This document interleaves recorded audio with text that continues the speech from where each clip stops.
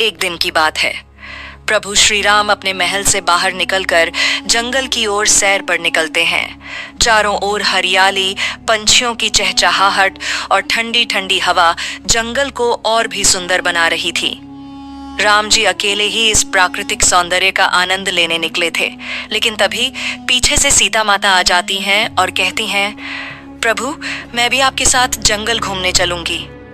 राम जी मुस्कुराकर कहते हैं, ठीक है जानकी, चलो हम दोनों साथ जंगल की सैर करेंगे। राम और सीता धीरे धीरे जंगल के भीतर बढ़ते हैं। रास्ते में सुंदर फूल, ऊंचे ऊंचे पेड़ और शीतल नदियां दिखाई देती हैं। दोनों एक दूसरे से बातें करते हुए आनंद पूर्वक चल रहे थे कि तभी एक बड़ा बालों से ढका हुआ प्राणी सामने आता है। वह एक गोरिल्ला था जो मनुष्यों की तरह बोल सकता था। उसने राम जी को देखा और हाथ जोड़कर बोला, हे आर्यपुत्र, क्या आप इस जंगल में घूमने आए हैं? राम जी ने मुस्कुराते हुए उत्तर दिया, हाँ, मैं और मेरी पत्नी सीता इस सुंदर जंगल की सैर पर आए हैं। गोरिल्ला ने आदर पूर्वक सिर झुकाया और बोला, यह जंगल बहुत बड़ा है, ध्यान रखना। फिर वह अपने रास्ते चला गया। राम और सीता भी आगे बढ़ गए, परंतु जंगल की गहराई में जाते जाते सीता माता राम जी से कुछ दूर हो जाती हैं। अचानक वह रास्ता भटक जाती हैं और चारों ओर घने वृक्षों और झाड़ियों के बीच खुद को अकेला पाती हैं। भयभीत होकर वह चिल्लाने लगती है, प्रभु राम, आप कहाँ हैं? राम जी को जैसे ही सीता की आवाज सुनाई देती है, वह घबरा जाते हैं और तुरंत उन्हें खोजने निकलते हैं। वह हर दिशा में सीता को पुकारते हैं। कुछ दूरी पर एक सुंदर हिरण दिखता है जो राम जी से कहता है, हे राम जी, मैंने देखा है कि एक राक्षस सीता माता को पकड़कर एक गुफा की ओर ले गया है। यह सुनते ही राम जी का चेहरा गंभीर हो जाता है। वे क्रोध और दुहक से भर जाते हैं।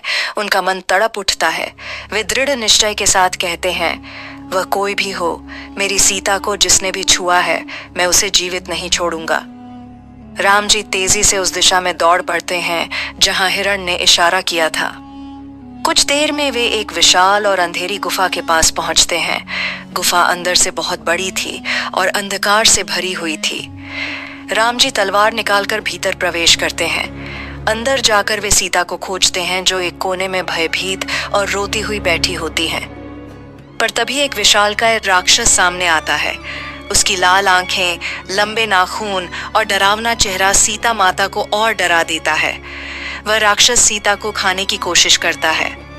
यह देखकर राम जी गुस्से में चिल्लाते हैं, अरे दुष्ट राक्षस, तू मेरी सीता को खाएगा? पहले मुझसे मुकाबला कर। राक्षस दहाड़ता है और दोनों के बीच भयंकर युद्ध शुरू हो जाता है। राक्षस बहुत शक्तिशाली था। उसने राम जी को उठाकर जमीन पर पटक दिया। सीता माता चिल्ला उठती हैं, लेकिन राम जी हार मानने वाले नहीं थे। वे तुरंत उठते हैं, अपनी तलवार को मजबूती से पकड़ते हैं और राक्षस की ओर दौड़ पड़ते हैं। तेजी से तलवार घुमाते हुए वे राक्षस का सिर काट देते हैं। राक्षस वहीं तड़पकर मर जाता है। गुफा में शांति छा जाती है। सीता माता आंसुओं से भरी आंखों से राम जी को देखती हैं और दौड़कर उन्हें गले लगा लेती हैं। वे फूट फूट कर रोने लगती हैं। राम जी उन्हें सांत्वना देते हैं, अब सब ठीक है सीते, तुम सुरक्षित हो। गुफा से बाहर निकलकर दोनों वापस जंगल में चलते हैं। सूरज की किरणें पेड़ों के बीच से छनकर आ रही थीं। राम और सीता अब फिर से एक साथ थे। उनकी आंखों में अब डर की जगह स्नेह और शांति थी। वे जंगल की सैर का आनंद फिर से लेने लगते हैं।